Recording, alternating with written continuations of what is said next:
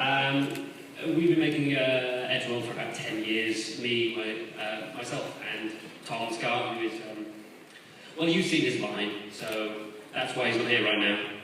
He may join us if he can. We've been making it for about 10 years. 2 years ago, sadly, we lost our very good friend Ed, who started the show, and thanks to incredible amount of crowdfunding through a number of people I'm sure have actually told me in the audience here, we were able to keep the show going, and it's been fantastic the amount of support that we've actually received. And one of the best things is that you're all very patient about it, and it's heartwarming, really. We've actually got a clip from one of our new episodes that we'd like to play you. I keep saying we when I know Tom's not here. Just imagine he's there. Just imagine a floating chin strap beard. Hi, Tom. Hi. Hello. I don't know. But we'd like to play the clip now. I hope I'm giving enough visual cue for doing it. I had a hand thing. We're going to show you the clip from a new one called Power Ed. I hope you like it.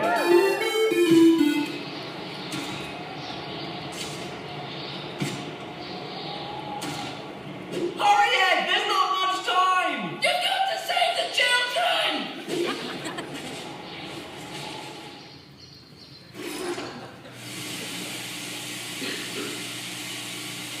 And now back to the children. This ain't apple juice! Yay! Hey, nice satellite, loser! Eduardo. How many channels you get on that thing? 1,000, actually. That all? This baby's nuclear powered. We get channels from space. I'm so confused. Just admit it, Ed.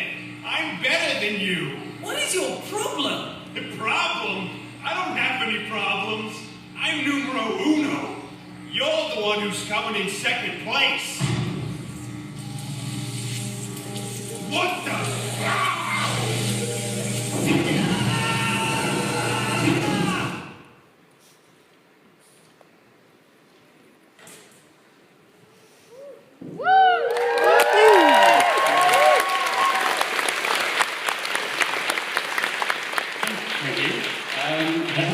That's Power Ed coming out hopefully within a month.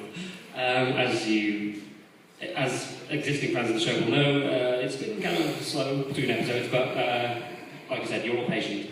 And if you're not, then please be. That's by our new animator called Anthony Creed Price, and he's incredible. He's actually now doing the next 4 episodes. He's fantastic, he's lovely to work with, and a couple of the scenes that we haven't shown you, it feels like classic Eddsworld, and that makes me very happy. We've also got a couple of episodes coming out, one called Lunatics, where they go back to the Old West, which is going to be fun. And then obviously the ominously named The End, part 1 and 2. I think the best thing to do would possibly be open the floor for questions, and I'll do my best to answer them. Anyone has any questions? Wait, hang on. Hands up who has a question, just quickly. Hands down if it's about Tord. Alright, just checking. Right, we'll start off with the Joker. What's your favourite episode of Eddsworld that you've made? My favourite episode of Eddsworld? My favourite episode of Eddsworld is 25 Feet Under the Sea, because, for a number of different reasons, when we actually started coming up with ideas for what the next episode should be, I said to Ed, maybe 3 months before we started it, I said, you know, we could do this, we could do Medieval Nights or something, or we could do, like, Paris, or, oh, I don't know, why don't we go to Atlantis? And he said, no, it's a terrible idea. 3 months later, he's like, I've got this great idea, we're going to go to Atlantis. Of course you do, okay, alright. But it was a lot of fun, and it was one of the first episodes when we were making it that I could see the style improving, and it felt like its own little episode. It felt like something that we could have put on television, and which was a lot of fun to make. I remember writing it with him when we were on holiday. It was good fun. Question for Jim at the front. How did did you feel when you lost Ed? Ooh, long answer or short answer? Short answer, bad. Long answer, it was the single worst experience of my life, and I don't think I'm ever going to get over it. And he was a huge part of my life, and I don't think I'm ever going to get that back. But I've got hundreds and thousands of amazing memories, and I'm very glad that we were all so into YouTube that we've got them all captured. Next question. Question for Gemma? The transition from Newgrounds to YouTube, was there much difference in the audience, or was it just the same, really, reception-wise? Sorry, can you be more specific? I don't quite understand what you meant. Or maybe it's just me that I didn't understand it. Like, were they rude to your videos, or were they open to the videos of you, Eddsworld? Oh, you mean from like Newgrounds to YouTube? Yeah. Oh, well, you always get the same kind of thing. I mean, a lot of people go, oh, this animation's not very good, and so on and so on. But it's the same with any audience. But the difference is that unlike a full production, like if you watch something on television, that's had a lot of work going into it, and so if you're going to criticise that, then by the end result you think, oh, it's not very good. But loads of work's gone into it, but you still didn't really like it. Whereas a small production, you can see that there's still a lot of work that's gone into it, but they're learning. There's still a learning curve, and we're still progressing. So we didn't take anything to heart. Ned certainly didn't. He just kept doing it. You're always going to have someone say that it's not very good, and we didn't like it. But generally, the score was quite positive. So you've got to just try and focus on the good stuff, which is what helps.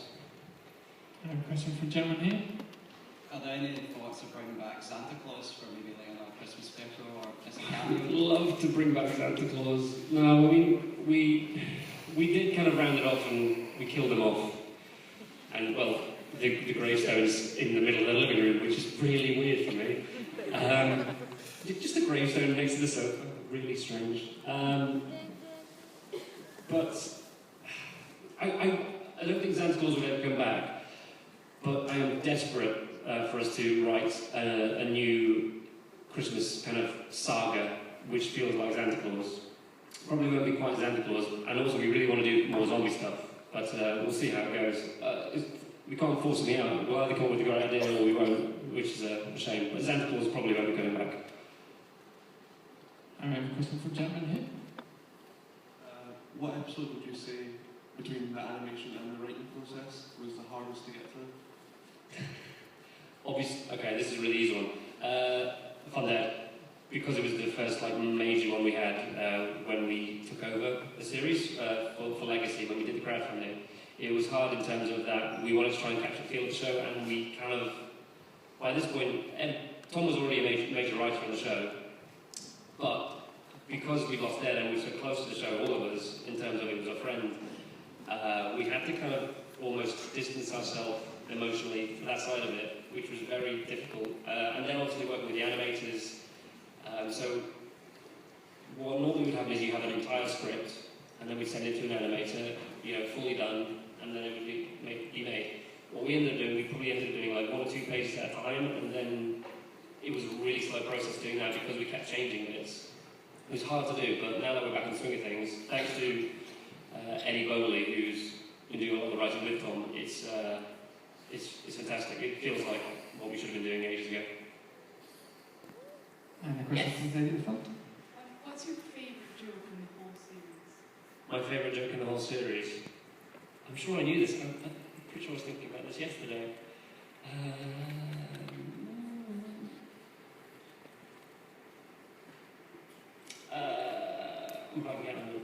I do like in moving targets, when he goes, I don't know how to fly a helicopter. He goes, oh, it's easy. You just grab the handles and go,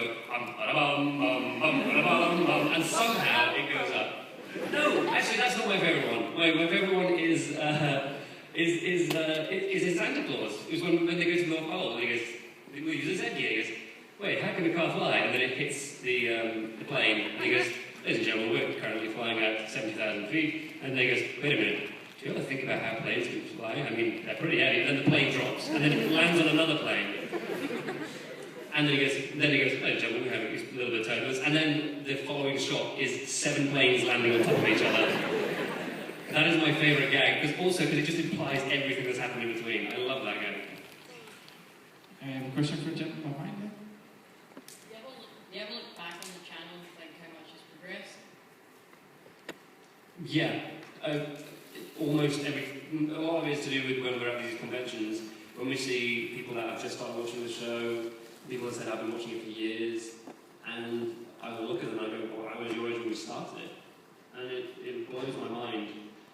I still don't quite understand how, everyone here, I mean, not necessarily everyone, some people we wait for the next panel, who still watch the show, and it's amazing. It's mind-blowing still.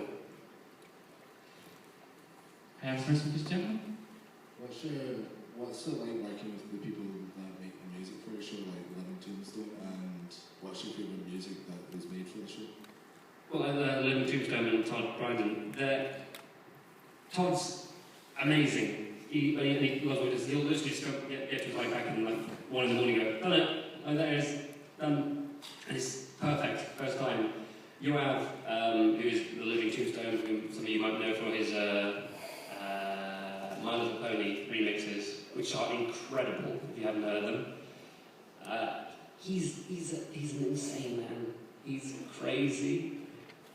But again, they love what they do. It's one of those things is that the people that we've, I guess, chosen to work with or kept working with are the people that love what they do. And that kind of passion comes across in their work.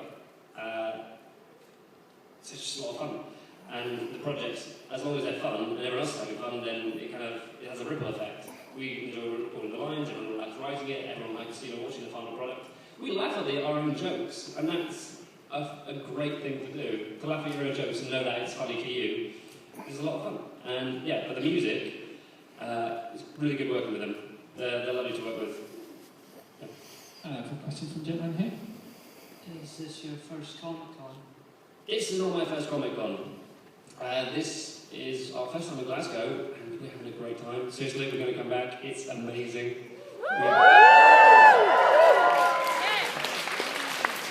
Oh, you're easy to please.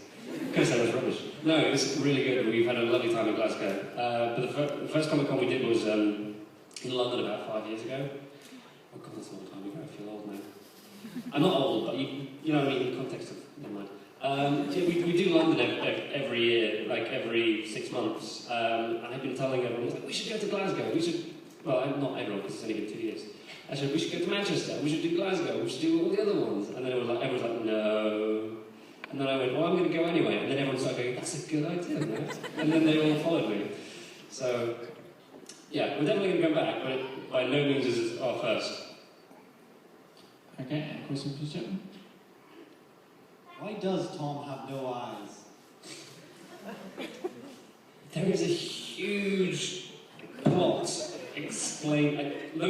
The glasses being removed, how frustrating this is. I can't explain it. I know the reason why. It's not like we don't know. We know the reason why. Tom wrote this tied-in universe where there's multiple animated shows, and one of them being another one he's worked on called Zack.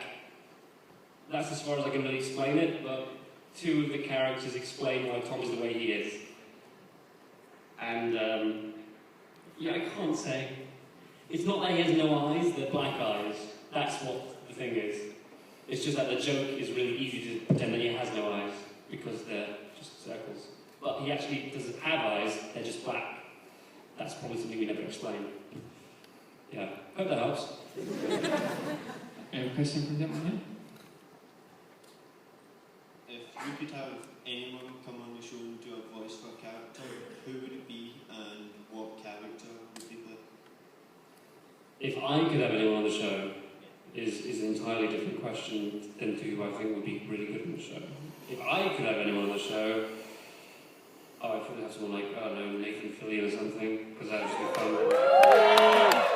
But in terms of who I think, would have been great on the show in terms of the old episodes, like as an inspiration, I think Simon Pegg and Nick Frost would be awesome to have as a cameo. Because the zombie attack stuff was entirely ripped from Shaun of the Dead. Hell, the intro, they used the same music. We actually have to sort some of the copyright out for the DVD.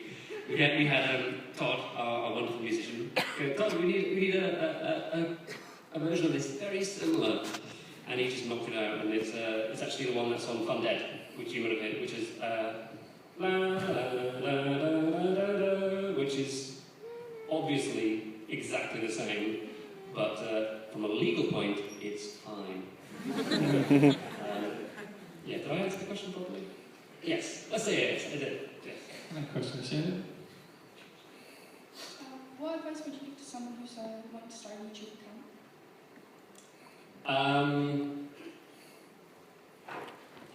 Two different sides of it, really. Animation, keep practicing. Live action, make sure you have good sound, good lighting, good editing in terms of like good cuts and everything. But again, every time you do a project, make sure it's something that you want to do. Don't do it because you're doing it for the sake of, oh, this will be really funny, this will be really popular. I mean, a lot of people can do pop culture stuff and get a couple of hits. But if you want to do something that's consistent, I would say do something that makes you really happy and your audience will find it.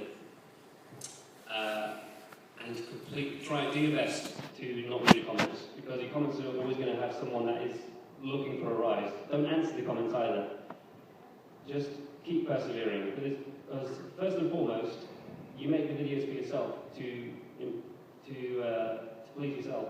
When we make videos, all I do once I've finished one is I go, and that's all I wait for. Just a little snigger to myself, just and that is more than anything. And when someone comes to me and goes, I really like videos, that's entirely secondary.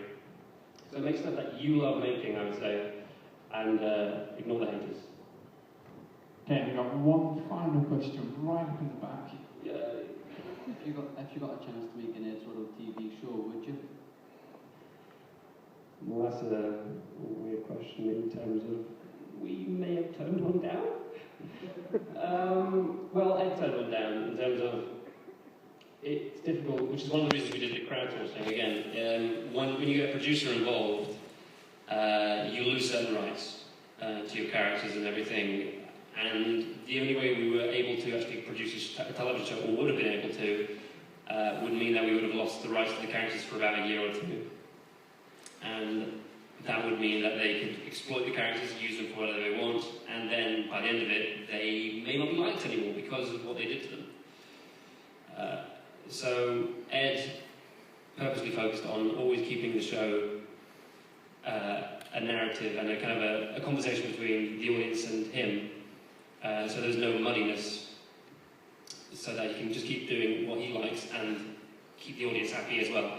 Again, that's the second thing though, like I said, the second thing is the audience, but mainly it's yourself. And he wanted to keep the characters for himself for that. But I think I would love to see it turn into a TV show. We may be talking to a couple of people after Legacy ends. But again, no promises, because we don't want to ruin the show. We won't do it if we think it will ruin the show. Well, that is all the time we have for today. I want to thank you for joining us today, Matt, and your round of applause to all of us.